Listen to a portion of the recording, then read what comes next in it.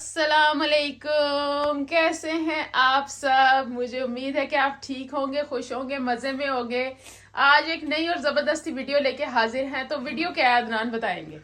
जी अस्सलाम वालेकुम YouTube family, कैसे हैं आप सब। अल्हम्दुलिल्लाह हम सब ठीक हैं। अल्हम्दुलिल्लाह आप लोग भी अच्छे होंगे। और आप भी सोचते होंगे कि बहुत दिन हो गया कोई वीडियो नहीं आई, तो बस हम सोचे थे क्या करें क्या करें। तो अचानक मैंने सोचा कि यार एक बहुत बड़ा इवेंट हुआ है। इसको तकरीबन 2 डिकेड हो गए हैं, तकरीबन 20 साल हो गया मैं यूके आए। मैं इसी महीने में आया था, तो मैं सोचा चलो इस पर एक छोटा सा अपनी सफर पे बना लेते हैं छोटा सा एक वीडियो ना। यस, बहुत से लोगों ने मैसेजेस भी किए थे कि अदनान को बोलें कि अपनी जर्नी शेयर करें कि आप कैसे आए, क्या क्या मुश्किलें आपको हुई और किस तरह आपने सरवाइव किया। तो हमने सोचा कि यही बेस्ट मौका है, तो इस मौके को अवेल करते हैं और आपको अदनान की सारी जर्नी दिखाते हैं, जी जी, बताते हैं बिल्कुल अदनान की बताते जुबानी। मेरी जुबानी बिल्कुल। तो आप लोगों को सब पता होगा, जब बंदा पाकिस्तान में नया नया नया, जब मैंने उस वक्त बीकॉम पास किया था, तो उसके बाद फिर मैं एमबीए में मैंने एडमिशन लिया हुआ था। वहाँ पर गुलबर्ग में कॉलेज था, सीबीए। तो वहाँ से मैंने फर्स्ट सेमेस्टर कर लिया था एमबीए का। तो फिर अचानक पता लगा कि लोग स्टूडेंट वीज़ा भी एक होता है कोई चीज़ ना। तो तब लोग इतना नहीं, लोगों को पता था, तब दुनिया भी कम थी, आपको पता ही होगा। इतने ज़्यादा लोगों को अवेयरनेस नहीं होती थी। ज़्यादातर लोग यही कहते थे कि 20-25 लाख ले लो तो भागकर वीज़ा हम आपको ले देते हैं जी, विजिट वीज़ा ना। तो बस एक अच्छा मुझे एक अल्लाह ताला का फरिश्ता एक मिला, बल्कि हमारे हमसाए थे माशाल्लाह। तो मुझे वो पूछता है जी बेटा आपने कितना आप पढ़े लिखे हो। मैं कहा हाँ जी अंकल मैं ये BA कर रहा हूँ। कहता तो फिर आप स्टूडेंट जाओ। मैं कहा वो क्या होता है। तो मुझे कहता है, मुझे उन्होंने समझाया बड़ा कुछ। अल्हम्दुलिल्लाह बड़े अच्छे लोग थे। काफी अर्सा हो गया वैसे हमसे मुलाकात नहीं अब हुई। तो ट्रेवल एजेंट थे वो। नए ट्रैवल एजेंट थे। उनकी बेसिकली ना उनकी बेटी यहाँ पर होती थी, तो वो अच्छा। हाँ, तो उन्होंने कुछ कहीं से पता किया होगा। तो उन्होंने मुझे कहा जी कि आप स्टूडेंट वीजे पे जाओ। मैं कहा चलो ठीक है। तो उसमें फिर मैंने कहा चलो। फिर मेरे ताया जी थे, अल्लाह ताला उनको जन्नत नसीब करे, वो मेरे साथ गए थे। उन्होंने फिर उनके वो दोस्त थे बेसिकली। तो उन्होंने फिर बताया कि एजेंट एक है, वो स्टूडेंट वीजे ना लगवाते हैं। तब वो उस वक्त वो टाइम था 2001 का टाइम था। हाँ 2001 में।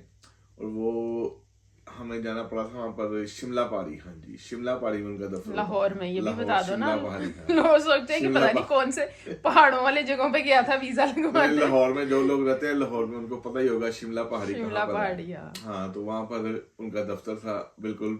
अखबार के वो मैं साथ खबरें का दफ्तर भी है, उसके साथ ही था उनका ऑफिस। तो शिमला पहाड़ी में उनका ऑफिस है। फिर मैं वहां पर जाकर उनसे मिला। उस दौर में आप बिलीव नहीं करोगे अभी लोग कि मुझे वो बट साहब वहाँ थे।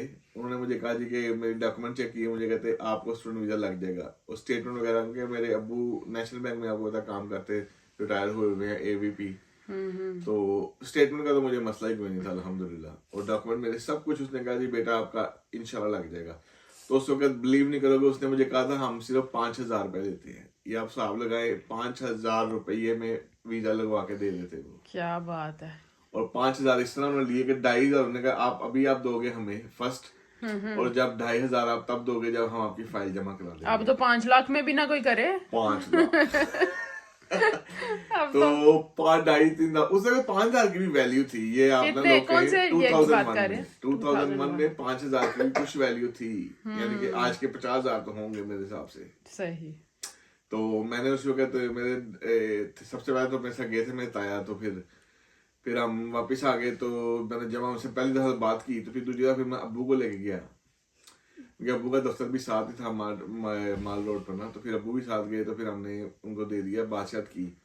तो डॉक्यूमेंटेशन मैंने उनको दे दी अपनी। तो उसके बाद उसने मुझे कहा कि आप आईएल्स भी कर लो। तो फिर मैंने आईएल्स भी, तब बिल्कुल आप लोगों जिनको पता होगा आईएल्स बिल्कुल नया शुरू हुआ था उन दिनों में। मेरा ख्याल है मेरा शायद पहला दूसरा तीसरा बैच ही होगा, फर्स्ट बैच में मैं होऊंगा। तो अल्हम्दुलिल्लाह मैंने आईएल्स की तैयारी भी हल्की फुल्की शुरू की, बुक्स देखी, थोड़ा बहुत अखबार पढ़ा, थोड़ा बहुत इंग्लिश चैनल देखे। आपको पता है फिल्मेशन में तो मुझे इतना शौक नहीं था इंग्लिश, लेकिन फिर थोड़ी बहुत देखी। तो फिर आईएल्स का पेपर भी दिया अल्हम्दुलिल्लाह। तो आईएल्स का पेपर दिया तो उसमें मेरा अल्हम्दुलिल्लाह मेरा ओवरऑल बैंड आया था 5.5 उस जमाने में। अभी भी पड़ा हुआ है मेरा रिजल्ट। सिर्फ मेरा स्पीकिंग में 3 आया था, वो इसलिए कि एक इंडियन लेडी ने कहीं आकर मेरा, तब उस दौर में इंडियन थी ये ब्रिटिश काउंसिल में ना, अच्छा, उसने मेरा इंटरव्यू लिया था। इंडियन थी या मे बी उसने साड़ी पहनी हुई थी, अल्लाह जानता है। इंडियन ही होगी फिर। आओ, तो माइट बी इंडियन हो। तो उसने मुझे जी स्पीकिंग में कहती है आपने ऑपोजिट बोल दिया। मैंने जो उसने मुझे दिया था ना टॉपिक, उसके मैं ऑपोजिट बोल गया था। तो इस वजह से उसने मुझे, ऑब्वियसली हमारी जुबान तो नहीं है ना, हमारी मदर लैंग्वेज तो नहीं है ना। क्योंकि तब तो बिल्कुल मैं फ्रेश, मैंने बीकॉम किया हुआ था, एमबीए का फर्स्ट किया हुआ था, तो अभी बिल्कुल फ्रेश थे। अच्छा, तो आप एमबीए में एडमिशन लेके जा रहे थे? नहीं, हाँ एमबीए में एडमिशन लेना था उस वक्त। ठीक। एमबीए तो मैं कर रहा था ना पाकिस्तान से। नहीं तो यहाँ क्या करने के लिए, क्या एडमिशन ले रहे थे? यहाँ फिर उसने मुझे कहा था कि आप लो बीए में, क्योंकि यहाँ पर वो ग्रेजुएशन पाकिस्तान की नहीं मानते। आपको शुरू में पहले फाउंडेशन का कोर्स करना पड़ता है साल का। अच्छा। उस साल के बाद फिर आपका फिर ग्रेजुएशन शुरू होती है, इंग्लिश स्टोर्स होता है। तो उन्होंने फिर मेरा बर्मिंघम यूनिवर्सिटी में एडमिशन करवा दिया था। अल्हम्दुलिल्लाह लेटर आ गया एक हफ्ते के अंदर, हफ्ते 2 हफ्ते में। फिर उसने कहा जी आपके डॉक्यूमेंट्स तैयार करें, फाइल तैयार हो जी। फाइल तैयार हुई, भेजी, अल्हम्दुलिल्लाह। अभी मैंने आइल्स किया भी नहीं हुआ था, आइल्स का रिजल्ट भी नहीं आया, मैंने फाइल में नहीं लगाया था। फिर जब मेरा फाइल भेजी तो उनका फिर मेरा इंटरव्यू कॉल आ गई। इंटरव्यू कॉल आई तो तब मेरे पास आइल्स का भी आ गया। फिर जी इंटरव्यू कॉल आई तो इंटरव्यू वाले दिन फिर जी उन्होंने बुलाया इस्लामाबाद। उस दौर में जिन लोगों को पता होगा, इस्लामाबाद में इंटरव्यू होते थे। वो सुबह सुबह आपको बुलाते थे एम्बेसी में, बसों में फिर के। सर्दी के दिन थे, जनवरी, ये दिसंबर के दिन थे, हाँ जी। वो तो सर्दी थी बहुत ज्यादा। फिर मैं गया, मैं अब्बू के एक दोस्त का बेटा भी था, तो हम लोग गए। फिर माशाल्लाह हम दोनों के लग गए थे वीजे उस दिन, अल्हम्दुलिल्लाह। फिर जब मेरा इंटरव्यू की बारी आई तो वहां पर एक गोरी थी, बड़ी माशाल्लाह बड़ी अच्छी थी गोरी, मोटी सी अच्छी थी। तो मेरा उसने इंटरव्यू लिया, तकरीबन 35 मिनट तक मेरा इंटरव्यू चला। अच्छा, मुझे पूछ रही थी कि अच्छा तुम क्यों जाना चाहते हो, किस वजह से, आप क्या आपने स्टडी किया हुआ है, ये पूछती रही। फिर ये वो कि कैसे आप रहोगे, कैसे आपने बैंक स्टेटमेंट वगैरह। फिर उन्होंने सारा चेक भी किया अब्बू का, उस जमाने में कॉल करके बैंक से पूछते थे। फिर उसने मुझे हाफ इंटरव्यू में मुझे बता दिया था कि we are giving you, issue your visa.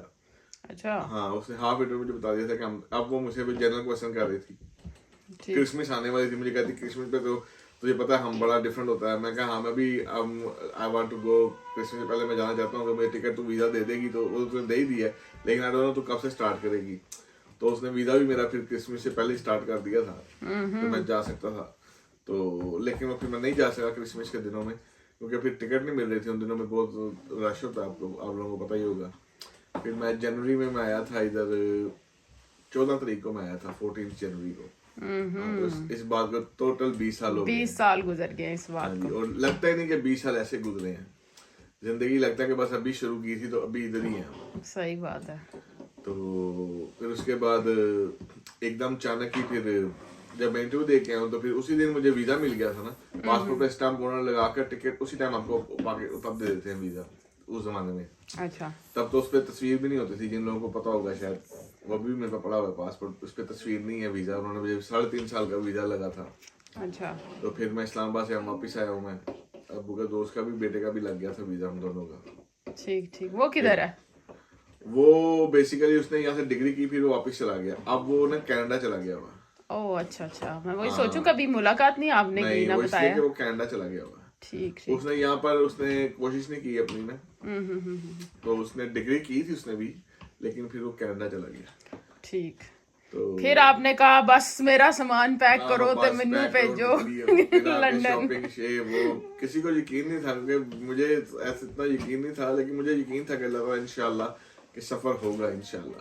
Adnan की अम्मी अक्सर स्टोरियां सुनाती हैं, वो बताती हैं, कहती हैं हमने कहना है मजाक कर रहा है, मैं ये लगा हुआ है, इमोशनल हो जाता है। तो पाकिस्तान में तब भी हालात ऐसे ही थे। आप लोग अभी भी काफी लोग ट्राई कर रहे हैं। अच्छा, ये इस बात से मुझे याद आया कि बहुत सारे लोग मुझे डीएम्स करते हैं इंस्टा पे कि हमें तरीकाकार बताएं, तो आप उनको कुछ गाइड करना चाहते हो? तरीकाकार तो सिंपल ही है। आजकल तो स्टूडेंट वीजा तो बहुत उन्होंने इजी कर दिया, ऑनलाइन एप्लीकेशन है, आपको किसी वकील के पास जाने की जरूरत ही नहीं है अब तो बहुत पैसे नोच रहे हैं लोग। तो जो लाइक एक लेडी का मुझे मैसेज आया था कि उनके हस्बैंड इंजीनियर हैं, तो उन ऐसे लोग जैसे जो अपनी तालीम कंप्लीट कर चुके हुए हैं वो कैसे वीजा लगवाएं? वो भी स्टूडेंट आ सकते हैं, स्टूडेंट तो कभी भी आप आ सकते हो, ये कोई मसला अच्छा, नहीं बेस्ट वे स्टूडेंट ही है, है, स्टूडेंट ही ये है सबसे आसान तरीका। सबसे आसान, जो हमें भी लगता है। क्या? उसके बाद फिर मैं आ गया, उसके बाद फिर मैंने आया इधर, तो फिर मैंने सोचा कि फिलहाल तो स्टडी शुरू में तो मैंने नहीं की शुरू ऐसे में, तो ऐसे कोई छोटे मोटे डिप्लोमे शुरू कर दिए पहले में। वो अच्छा। लोगों को पता ही होगा जो लोग समझते हैं। तो उसके बाद फिर मैंने 3 साल बाद फिर मैंने डिग्री शुरू की। मैंने फिर वो उस जगह से डिग्री नहीं मैंने की क्योंकि वो काफी एक्सपेंसिव थी। अच्छा। वो यहाँ मैंने आके पता लगा ही पाई है तो बहुत ज्यादा एक्सपेंसिव है, तो फिर मैंने दोबारा फिर शुरू किया यहाँ कॉन्ट्री यूनिवर्सिटी से। ठीक। फिर मैंने यहाँ से एमबीए किया था कमेंट्री से। वो एमबीए फिर मैंने करने के बाद फिर मैंने एचएसएमपी किया होगा, अप्लाई किया था, शायद लोगों को पता ही होगा, हाईली स्किल्ड पता होगा माइग्रेशन लोगों को, प्रोग्राम। जो अप्लाई करते हैं उनको तो पता है। हाईली स्किल्ड माइग्रेशन प्रोग्राम इसे कहते थे। फिर वो मैंने लिया, वो 5 साल का होता है, वो वर्क परमिट ही होता है ना एक किस्म का। तो वो परमिट फिर मिला, फिर उसके बाद फिर 9-10 में हमारी शादी हो गई। तो फिर वर्क परमिट मिलने के बाद ही मैंने शादी की थी। मैं कहा इससे पहले शादी नहीं करनी जब तक अपना पक्का ना हो जाए इंतजाम, तो फिर ही मैंने शादी की थी। तो फिर 2009 में हो गई हमारी शादी। हाँ जी, 2009 में फिर मेरी शादी हो गई अल्हम्दुलिल्लाह। तो फिर 10 में सैमा इधर आ गई थी। यस। हाँ, 10 में तकरीबन सैमा इधर आ गई थी।